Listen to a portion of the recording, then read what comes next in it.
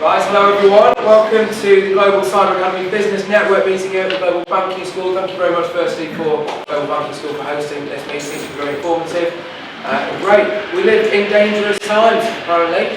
The political climate is on a knife edge. Vladimir Putin's sabre rattling. The EU faces existential crisis. Britain's looking to forge its way in the world, isn't it? And this is certain President Trump as well, I'm sure some of you have heard of. But there are some less visible, less obvious threats. And what makes them so dangerous is that they actually might be more pressing. It actually might affect more individuals directly in this room in ways that you may not even realise, unless you're on O2, in which case it's very obvious, isn't it? So, I'm talking, of course, about the cyber sphere. Technology is developing at a rate of knots. It's driving things forward, it's driving progress forward, and by and large it's a force for good. But also, it can be used for bad. How vulnerable are we? No. As a nation, in terms of our infrastructure, as business owners, just ask Chief Executive, NatWest or BA, for example, and also as individuals. And how do the police tackle this sphere? They may be used to chasing around hardened thugs around central London with love and hate tattooed on their knuckles. What about the shadowy characters hiding behind computer screens all around the world? How do we tackle that? And those are the questions that we are going to be answering tonight. We've got a range of speakers covering all sorts of topics, from infrastructure to the policing element, to individuals, to business owners. So we're going to get to grips with that. Their knowledge has never been more vital. And so without further ado, I'd like to introduce Richard Bingley, who's going to start first tonight. Richard speaking about the threats to national infrastructure. We take things like NHS's patient details for granted, don't we, and various things like that, but should we? How under threat are we? What can we do about it? Richard, thank you. Thank you. So, Patrick Christis is one of the hosts on TalkSport Radio, and he kind of has me and Graham McGowan, Cyber Academy, on every couple of days, and I have to say, when the phone goes at sort of 9:30 in the morning and I see Aaron's number or your number, it's an absolute pleasure. Not when I was in the shower this morning. The structured day that we have planned is then goes out the window. So I have to quickly go on to like the BBC News page and think, crikey, what's happened this morning? And then I get interviewed or something like, should you have a microchip put in your thumb? Something really surreal. But no, I mean, the long and short of it is, I'm not going to talk for very long, but I would just say a few words on the critical national infrastructure and the picture as I see it. But you've got three fantastic speakers tonight. Before I proceed, I did want to say thank you to Dr. Vishwajit Rana, who is the CEO of the Global Banking School. Often, like many influential people, they hide away at the back of the room because they don't need to be prominent. But thank you so much. A little bit about the banking school here. I am very proud to be on the management team here, and I've known these guys for 4 years, 3.5, 4 years, and I worked with them when I was at Buckinghamshire University. And here we are in the inner city. We've just opened up a campus up in Birmingham as well. And the intensity of their teaching and how they mentor young people and get them applied education and get them into the careers trajectory at the end is very impressive. And they've just released some data this week saying that their progression rate's at 90%. It's an amazing achievement. So well done, guys. Some of you in the room as well. So you should feel very, very proud of yourselves. But you know, there are things lurking there in the background, and the one thing we can do about that to remedy that is through education, and that's why we set the Cyber Academy up about 18 months ago. Because you can talk about having your Internet of Things infected, or you can talk about, you know, what might happen in robotics in the future, but if you don't understand what's going on in the first place, then you just cannot protect yourself. And like I said, sort of said to Patrick a few minutes ago, this cyber security thing is a bit of a misnomer because we can't prevent it. We cannot prevent the attacks, the volume of attacks that are coming at us. We can prevent some of them, but not all of them.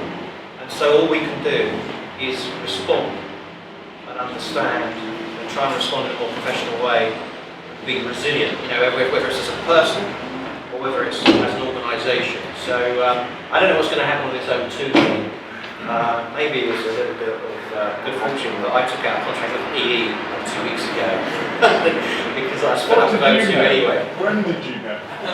Did you have any before?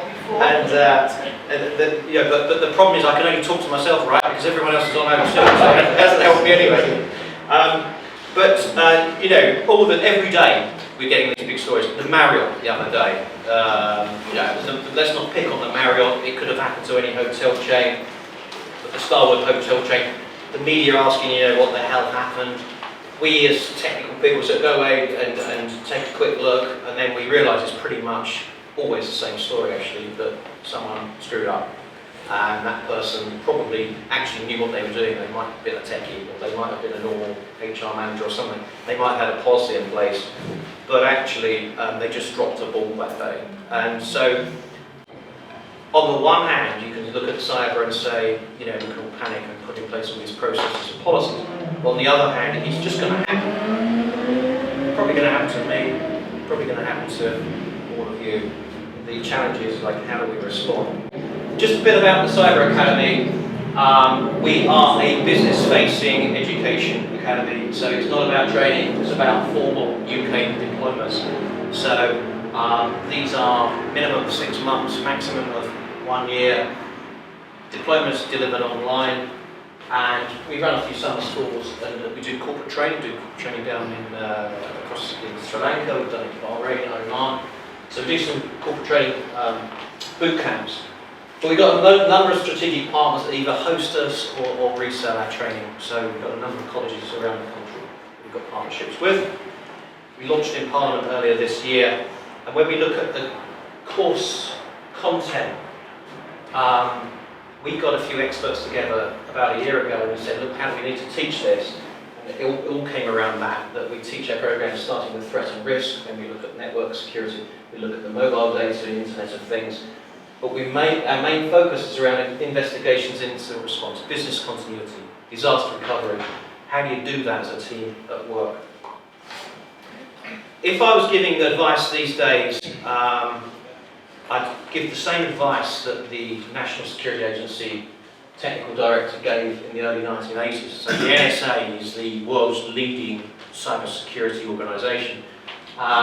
This guy, Robert Morris, was the technical director at the time, but he was hacked, and it sent shockwaves around the world. They were looking at China, they were looking at Russia, they thought it might be the new Islamic Republic in Iran. After 2 days of investigations, Robert Morris Sr. found out that Robert Morris Jr. had been on his home laptop in Alexandria, Virginia, and so his son had breached his system and put a bug in his dad's computer, as you can believe. So when Robert Morris Sr. now gives presentations around computer security, he just says it very simply. He says, do not own a computer, do not power it on. If you've got one, do not use it. That's his advice. I think we're moving into that world where a lot of people switch off. And they think they can get away from everything that's internet driven. The problem is if you switch off, your friends are persistently tagging you, on Facebook. Your medical records are held online. Everything is held in the cloud. So even if I switch off, the world is not switched off from me. And the more I find, the more I switch off from technology, sure, it could be good for a few minutes, but the more I lose out. Actually, technology is a good thing. It's enabling us to travel the world, it's enabling us to communicate with people the other side of the planet. It's enabling us not to go to war because we know people personally. It's far harder to go to war with people if you know them personally. It's having an amazing impact on humanity. Millions of people working from home and trading from home, setting up their businesses. They don't even have to use a fiat currency anymore, they can use Bitcoin or whatever they choose. It's an amazing enabler. So, don't switch off. Our academy is about teaching people responsibility and ethics online and actually getting people to help other people. So that's a little bit about us. I don't want to dramatise things. I don't want to jump in on what maybe Paul might speak about or Ian. But all I would say is you look at, there's been a profound change in the last 18 months. The attack by North Korea that sort of launched the WannaCry ransomware not a deliberate attack, has to be said, upon the National Health Service in Britain, but it was an attack that impacted critical national infrastructure. It was a profound wake-up call, I think, for UK industry. I would also say sort of the Iranian attacks upon the British members of Parliament over the last couple of years. Why would they do that? Quite obvious. You know, if you're a country that is facing sanctions, or you're wanting to apply pressure because you want sort of nuclear power, or you want to keep a supply chain, then you're going to get information about your competitors or people that might be putting in place sanctions. So, you know, there's big games being played by nation states now, and the other sort of country, obviously, that's sort of come more onto the scene, you know, was called out by the British government was Russia. So, you know, the Russia attack with the NotPetya malware last June, that has been, I think, if you look at the cyber attacks, it's been the most significant one, actually. I think that frightens me, NotPetya, much more than the others that I've seen. But it's then you sort of translate into the Salisbury incident this year, and you see that Russia, you know, kind of has the means and it also has the motivation. So I'm not saying that Russia wants to sort of declare war on us or anything like that, but the point is that we're at the stage where any country, probably any number of 8 countries, could literally pull this thing they call the kill switch. You know, so you sort of, today we have O2 and we can't access it for 1 day, but what happens if that's 8 days or 10 days? And then you start thinking, well, maybe we'll never get this access. You know, then people then start shifting how they behave, or, you know, shifting work patterns, or what happens if the ATM machines come down like they did in South Korea or Estonia. So things are very, very, I would say, unstable in the cyber world. The report that the UK Parliament did into cyber security, about 3 weeks ago, a group of parliamentarians did a report into our preparedness for critical national infrastructure. And I'm not wanting to be hostile to the government here, but the report basically says lots of good intention, but actually no meaningful action. And I think, you know, I keep hearing, you know, there's these apprenticeships coming online, or there's 2,000 people being recruited into Cheltenham. But actually, you know, we can't wait until 2023 or 2025. You know, the education has to happen now. The upskilling has to happen now. And, you know, you've got 2 countries, I won't name them, but each country has got 100,000 cyber troops, you know, probing away for sort of British and American industries. And so people need education very, very quickly. That's why we set this thing up. And tonight, I have to say, I'm very, very pleased that at very short notice, when we were setting this up, that the City of London Police have agreed to join us and give a quick talk. There's loads of good stuff going on in the public sector. City of London Police here running a cyber griffin scheme, and Ian will talk to you more about that. So there's loads of great things happening in the country, including our education centre. You know, we're not the only ones doing our bit. But thanks for coming tonight. And any questions, please just speak to the speakers afterwards. There's wine, things to eat over there. I think we're all going to head in the Bow Bells pub afterwards as well, just for good measure. So good to see you. Thank you for coming. Cheers.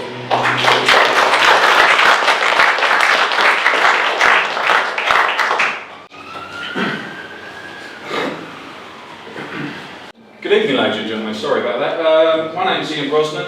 I'm a police officer with City of London Police, and I'm currently on the cybercrime unit.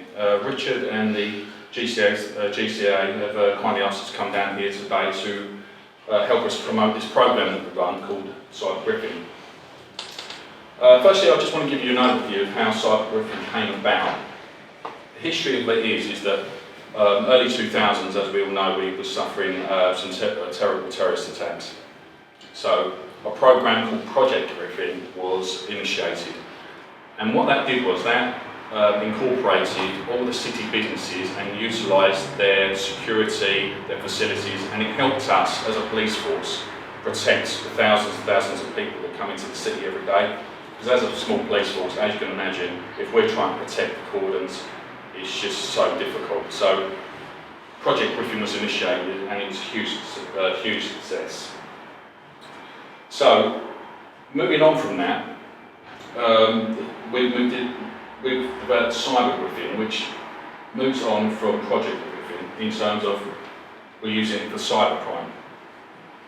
We're very well provisioned in the city to investigate crime. We've been doing it years and we're really good at it, and we have a really good pursuit team at the moment within the cybercrime unit. They're fantastic guys, they work really hard and they get some fantastic results. But as we know, that's not enough. We need to protect our people and we need to prevent any crimes happening. This is a map of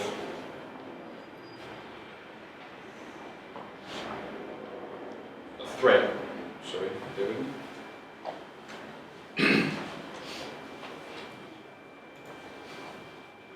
Of some cyber threats once happening. So as you can see on the round circles, that's where the cyber threats emanate from, and the arrows are where the cyber threats are going. As you can see, the main areas: America, Europe, Russia, China, those sort of areas. The main thing we can take from that is that cybercrime, cyber attacks, there's no borders, there's no passport control, there's nothing like that, they go across the borders, and we all know that. So, as a force, we need to be prepared. Frequent hackers are also very good at hiding themselves. So, again, we need to be prepared, because even if we know where it's coming from, we might not be able to ascertain or be able to arrest them. Square Mile. Mile up the road, fantastic, where I work, I've been working there a long time. Absolutely fantastic place. What we have up there are many, many headquarters of massive businesses from around the world. And they will have a key role in the remediation of any threats that happen. The thing we overlook mostly about the city is the people that work there. We talk about the CEOs and we talk about Governor of Bank of England, all those sorts of people. But what we don't talk about are the thousands and thousands of people that keep the city running. 90% of attacks fall the person and not the kit. So we have some very high value targets in the city, and what I mean by that is the fact that all these people have access to the systems. They have access to data, they have access to finance, and it's very easy to target these people. We've also found that there is a massive lack of training in the city when it comes to cybercrime as well, or cyber security. And that sort of surprised us in a way when we first started looking at this.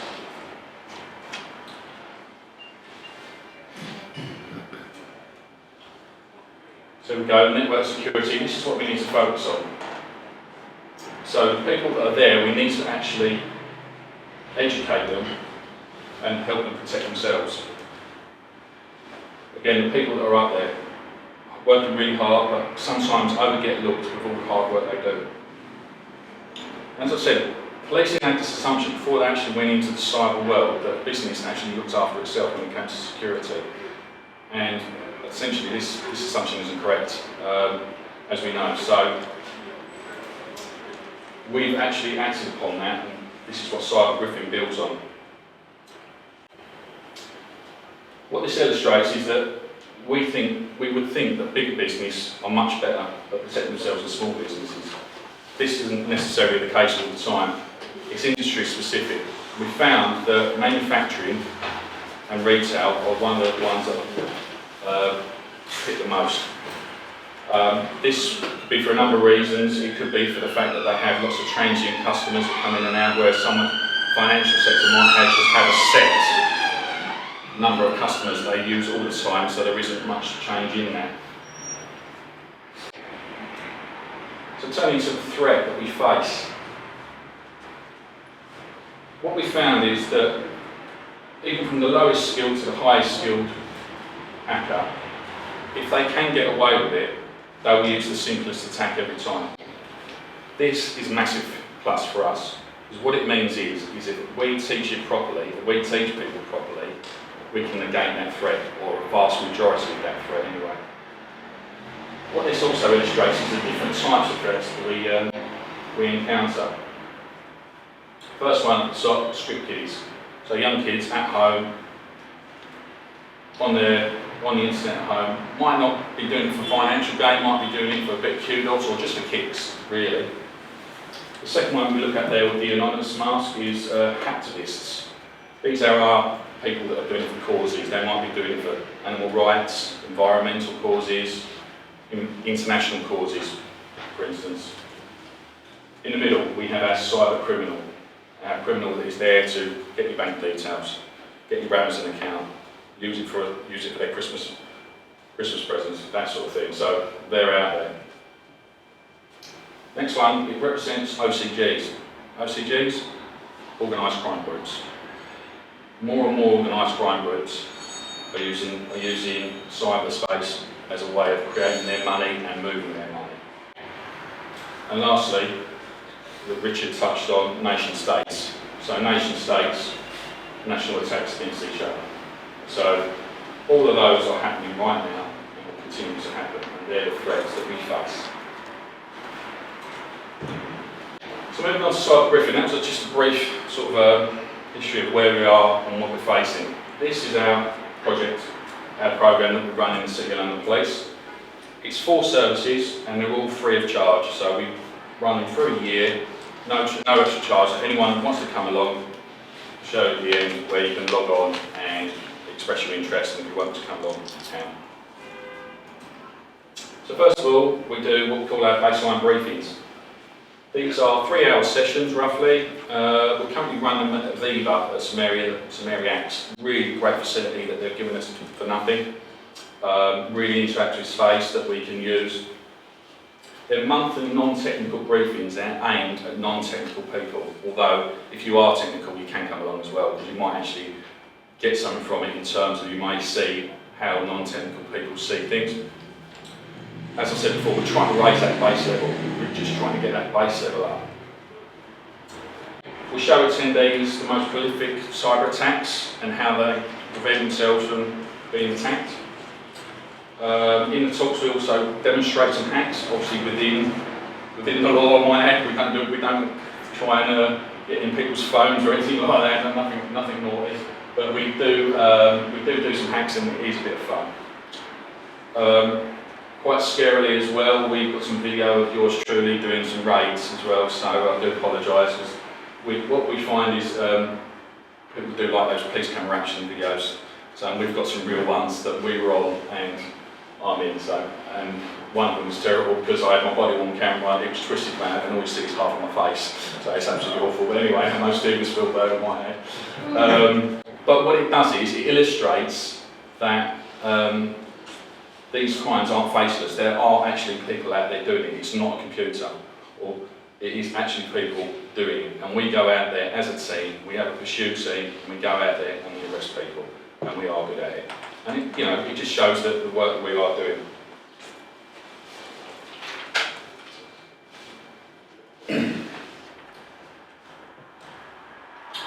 So the second service we provide is what we call our incident response. These are one-to-one chats, roughly an hour long, with businesses at all sizes, SMEs, small medium enterprises to massive companies. And it's a business continuity meeting where we go in, we talk about the international standards and recurring issues that we see in our crime workloads and what is coming into us. We also do a scan, obviously with the company's permission, an external scan on their website to see what vulnerabilities they have from the external side.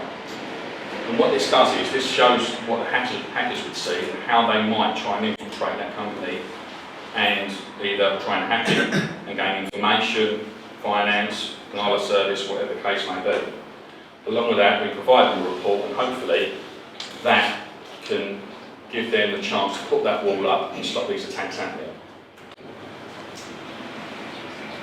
The third service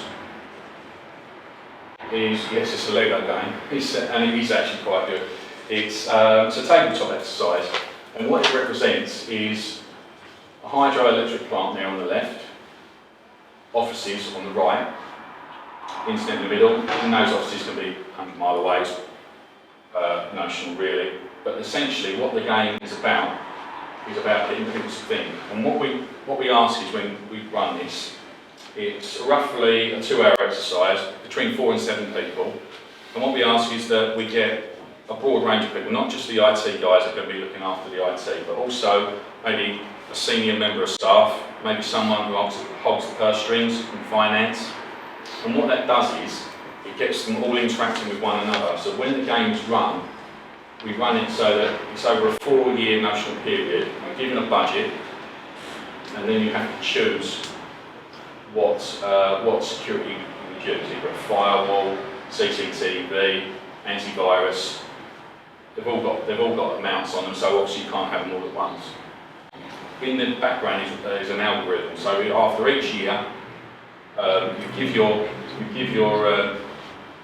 choices, and we say whether we've done really good, really bad, or there or thereabouts. And what this does is it really does stimulate a lot of discussion and a lot of thought between the different people, and hopefully they go away thinking, what can we do to improve our company security? So the fourth service we provide, it's police incident response training. As a police force, as in other police forces, we have been dealing with incidents the whole time we've been around. And every incident we learn from. Every incident we have a debrief, whether it be the smallest incident or up to terrorist attacks, major train crashes, all those sorts of stuff. I've actually been a police officer for 15 years and actually been out in the street for a vast majority of that time and dealt with a lot of these incidents we're talking about. Starting from 2005 with the bombings, the London riots, last year the London Bridge attacks. And what we do is we try and show people what we've learned and the models we use. So we use something called the National Decision Making Model. And we also use decision logs and deductive hypothesis. And what this does is we try and bring this into the cyber world. The cyber world can learn from our experience on how we deal with major incidents. So that if they do have a major incident, they can use our experience in one, negating it, and two, hopefully preventing another attack happening. And we also talk about our structures, our gold, silver, bronze commanders, and how they work, and how they make decisions, and how they disseminate their decisions as well. On this talk as well, we do our best to get a gold commander in, which is generally a superintendent or a chief superintendent, and they'll give you a talk on their experience of dealing with incidents and how they dealt with them and the decisions they made and why they made those decisions. So they're the four services.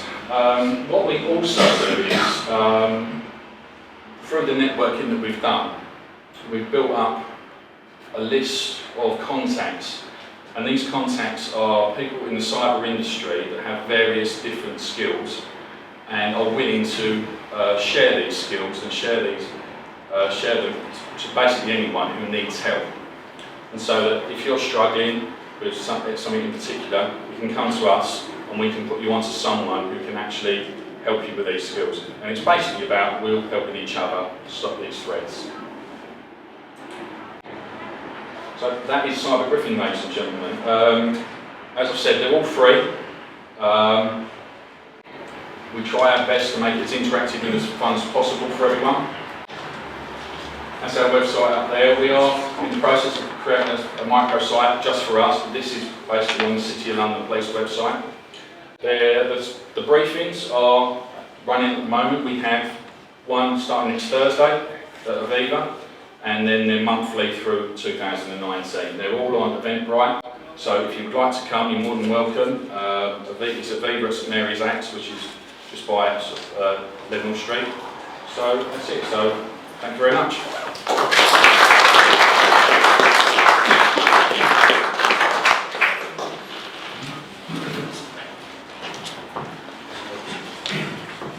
Right, thank you very much, Ian. I think the police do a terrific job, especially in this particular sector, and we don't tend to notice them when they are there, but we would definitely notice them if they weren't. So I think another round of applause is.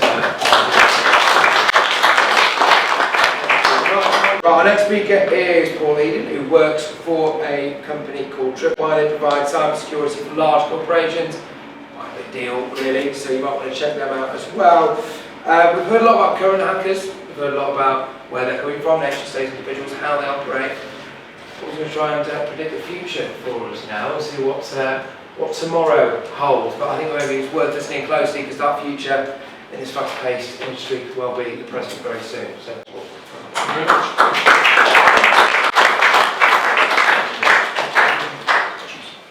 Okay, thank you all for coming.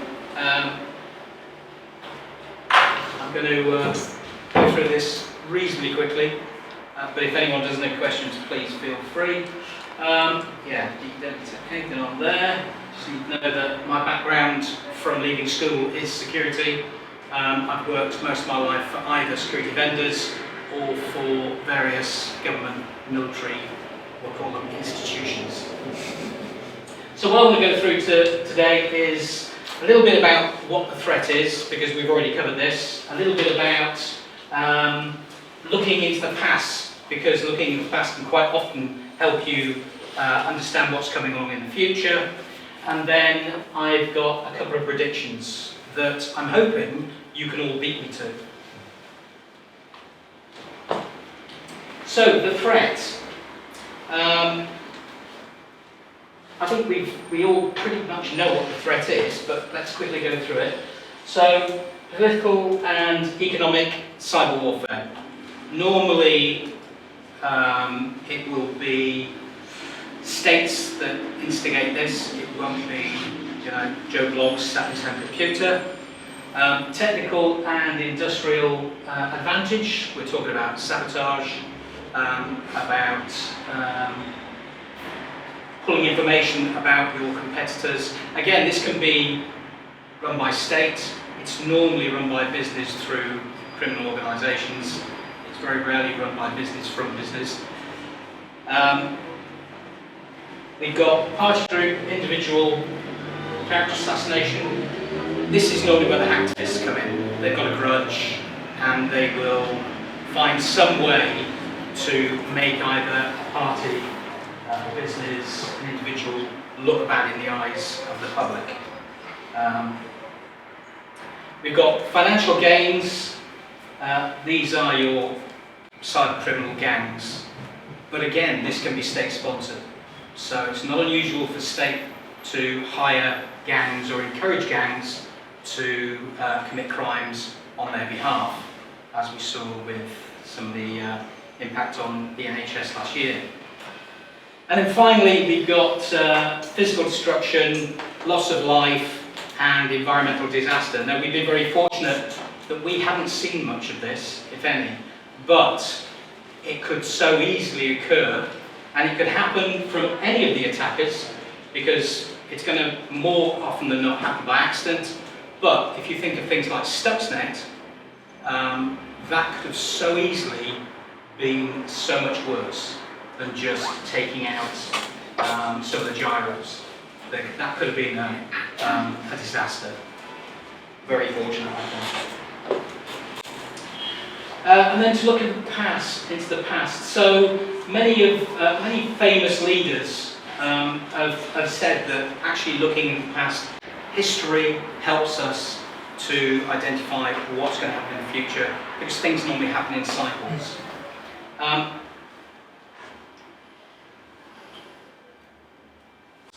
So let's have a look at some of the things that have happened in the past.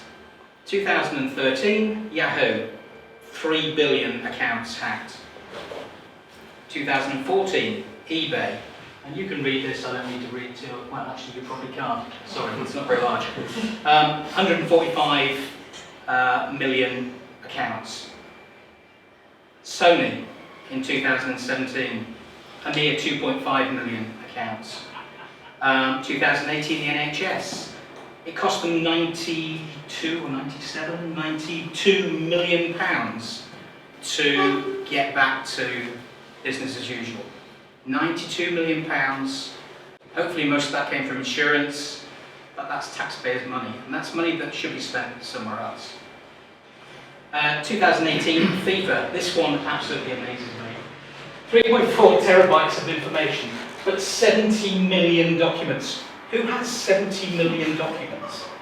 70 million documents, and I'm sure most of those they didn't want in the public way. So, but the key question here, it's not about the attacks, it's what do all of these have in common?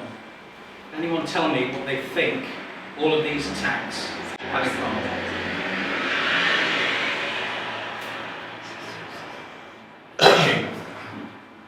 the most simple type of attack, and yet it is the most popular and the most successful. All of those started off as a phishing attack, or at least it was the primary attack vector. And all of them being successful meant it led on to some malicious software being dropped onto the target. So if we just look at 2017, and I've got two pieces of information here which I picked out and thought were extremely interesting. The first one comes from Symantec's 2018 report, and at the end of 2017, the average person using the internet was receiving 16 malicious emails a month. Every single month. It peaked at about 21 in the middle of the year. And this comes from Verizon's report. 92.4% of all malware was delivered via email. Huge amount. I mean, that's just staggering. So the predictions. So based on what I've just said, what do you think my first prediction is going to be? More phishing. Correct. So mid-2017, we saw the introduction of these self-perpetuating malware. It's been around for a long time. Anyone who's been in cybersecurity for any period of time, it wouldn't have been called cybersecurity back then, but the Morris worm was one of the first. So it's nothing new, but the difference between the Morris worm was it wasn't meant to be destructive. The difference now is there's money involved. So definitely more of the same. So we're going to see more phishing attacks taking place because it's successful. It makes money. Why would you change that? It's the easy option. And as we heard earlier, they do stick to the easy options. They don't want to have to work to get that money. They want to sit in the comfort of their own sewer and take money out of your pocket, my pocket, and any business pocket as easily as they can. The other thing we'll see is more variants around ransomware. But there'll also be some new inspired malware that will come out that will be self-perpetuating. It will get onto one machine and then it will just spread by itself. It doesn't have to have anyone doing that. So, prediction number one. Prediction number two. So, we see these attacks day in, day out. Business, if you talk to anyone who controls a firewall, any firewall administrator, he will tell you how many times, be happy to tell you how many times his firewall has been hit in 24 hours. And it is thousands of times. It's not just the odd one or two. Most of them don't get through, hopefully none of them do, but thousands and thousands of attacks every day. And they're looking at taking down your network, they're looking at impacting your critical architecture, they're looking at fleecing your account, they're looking at collecting as much data as they can that they think they can sell to somebody else, that somebody else will have as interest. So I guess the question is, are the solutions that we have at the moment still useful solutions? Because we get attacks every day, and there's successful attacks every day. And these companies that get attacked are large companies. They have solutions in place. So are they worth the money? Are they still working? Are they useful? It's a big question that we get asked a lot. But luckily, the new kid on the block, it's being touted as the be-all and end-all of security.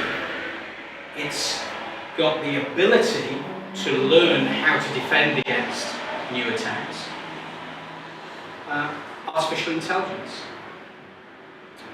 But the downside is, if you can use artificial intelligence for good, you can use artificial intelligence for bad. So my prediction is artificial intelligence is going to be one of our big problems.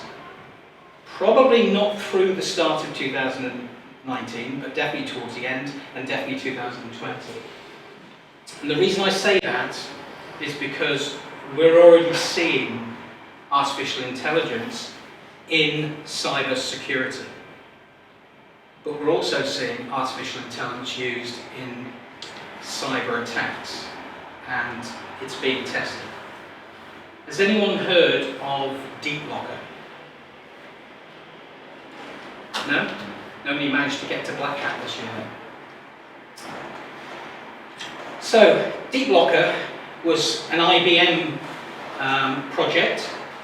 It's an artificial intelligence. They took it to Black Hat and they demonstrated it in a very nice way. So what happened was, as people came in to watch their presentation, they said, we're going to be using this nice video conferencing package. We would like you to download it so that you can use it. So everyone downloaded it. Most of them had antivirus running. A lot of them had vulnerability management on their systems, because these guys at Black Hat know exactly what to expect. And nobody picked up anything. And what they'd done was they had this artificial intelligence that took a benign piece of software, which was the video conferencing, and it plugged in to the gaps in the code an encrypted version of an existing malware, which happened to be a ransomware. It also provided a photograph of one of the individuals that had walked through the door. Just a facial photograph. That then built the solution that they had. That was then downloaded by everyone in the conference. And when they ran the software, when they were told to log on, the software started by switching on, if they had one, the camera on their laptop or on their pad or whatever they were using. And all it did was scanned the face of the person looking at the screen. And it looked for a match. If there was no match, the software was benign. It did nothing. As soon as it got a match, that one person in the audience, his screen looked up, and we got a message saying that he was being held ransom. It wasn't, but that's how it worked. Extremely clever. As I said, it evaded the static, dynamic, and manual analysis.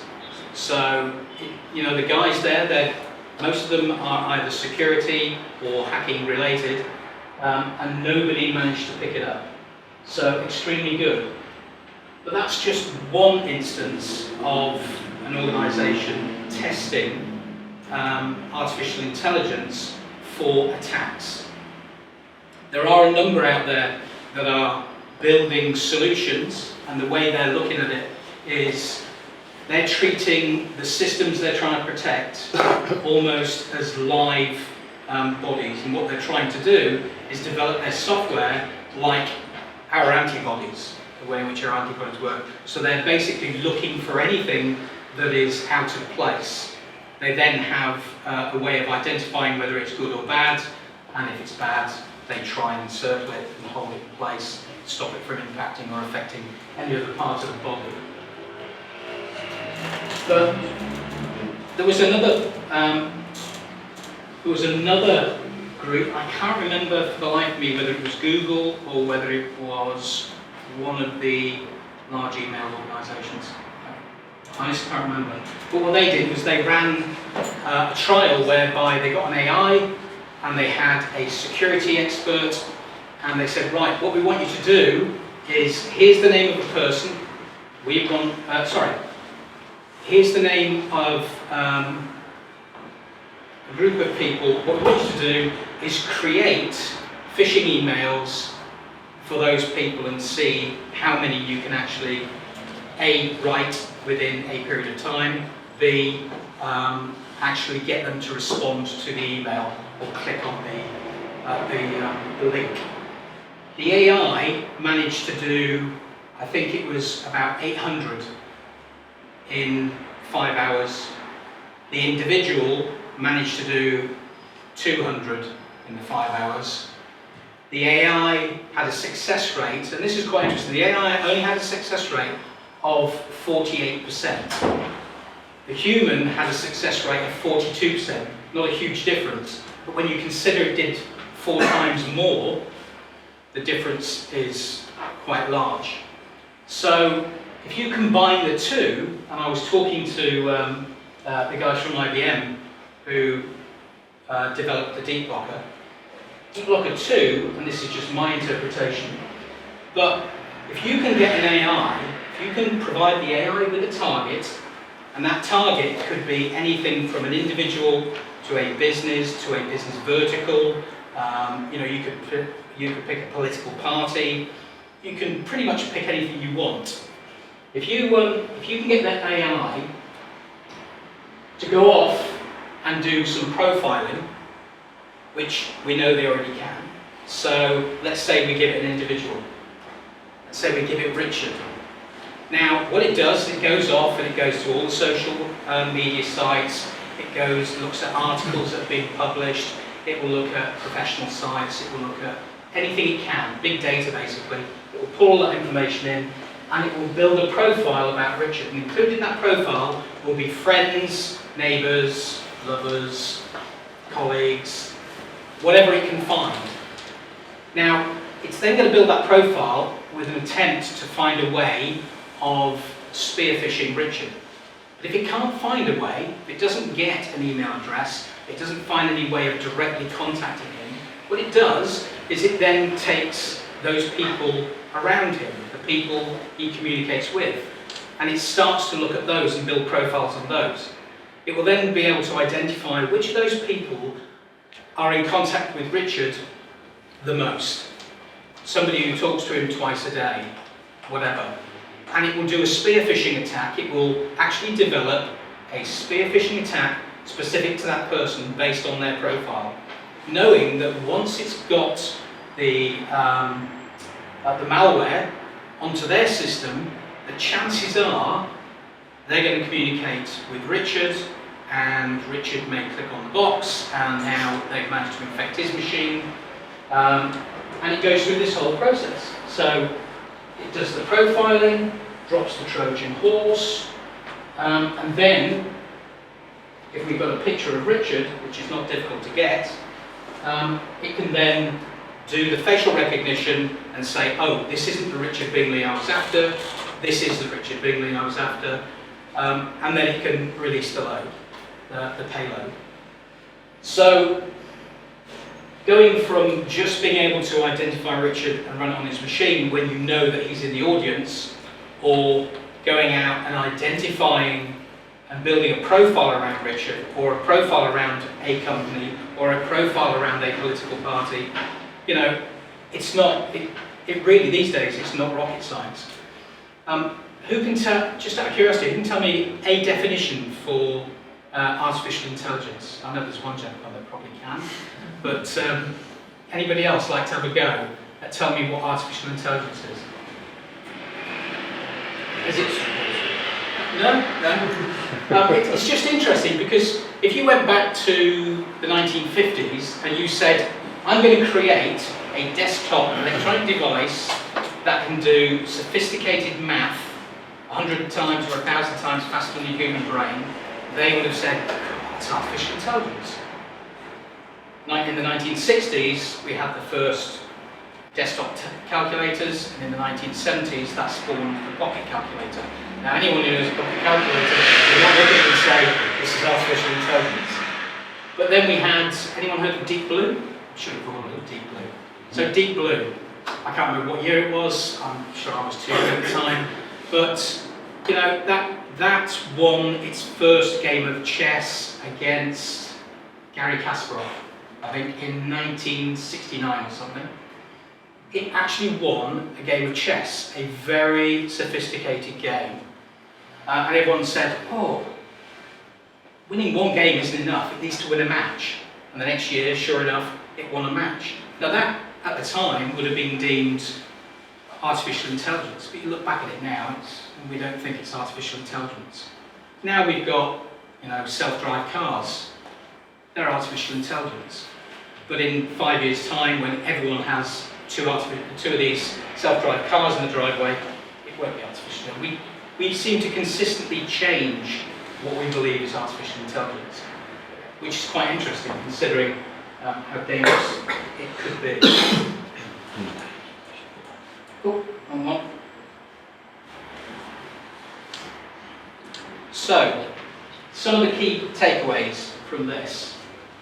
As I said, we're going to see lots more of what was successful in the past. So lots more of the phishing attacks as the primary attack vector.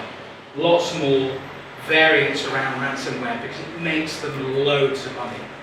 And probably some new malware based on the same theory behind the ransomware. So it'll be self-perpetuated. It will just be something that's carried within the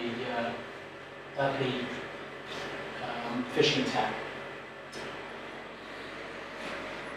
AI, we have to understand it can be used for good, it can be used for bad. It's just a technology. And we need to understand that while we're waiting for this to come along, because it's still in the development stages, or at least we hope it is, it could actually be out there attacking us and we wouldn't know at this point. But while we're waiting for that to come along, we still have to carry out the basics, and that's where we talk about the stuff we've got now. It is still really important that we utilise what we have available, and that's the basic security hygiene and foundation controls, things like vulnerability management, change control, compliance, patch management, all really important and all give us levels of protection. But the one that is most underestimated is education. Because if you go back to that number, 92.4% of all malware is delivered by email.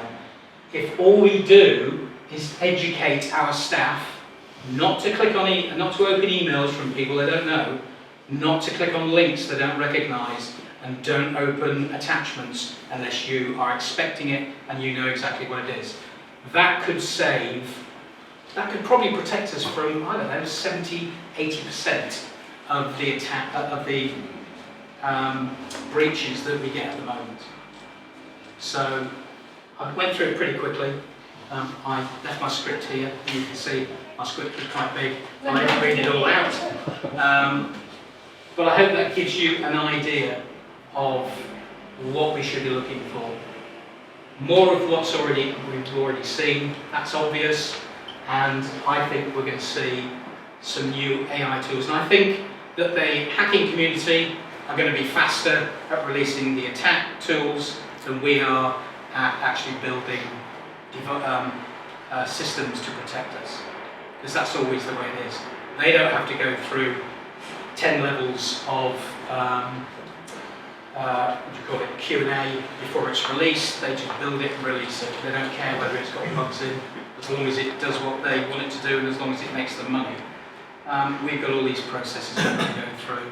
We've got all these sign-offs we need. So it's going to be slower.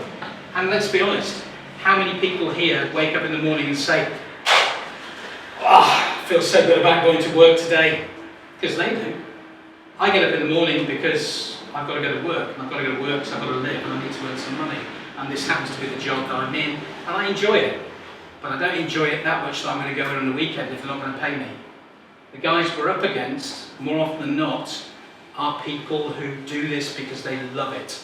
It's exciting. You know, it's the closest they're going to get to James Bond.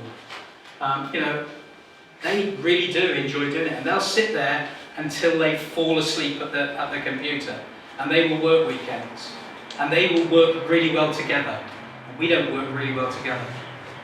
Despite all the conversations I have with business, and they would like to think that they work with other organisations, they don't really.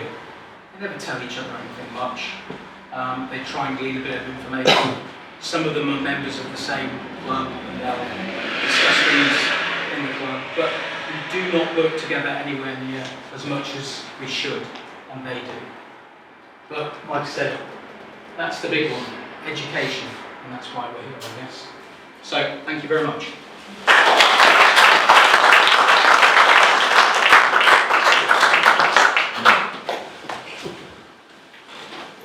Well, the world seemed like a very scary place, but I'm for one of them very reassured. We've got some very intelligent, good-willed and dedicated people fighting our causes, and very grateful as well they're all here in this room tonight. That's testament to the Global Cyber Academy, which is being lead course, and to all the Global Banking School. So thank you very much for everyone who's organised this event. It's been really informative.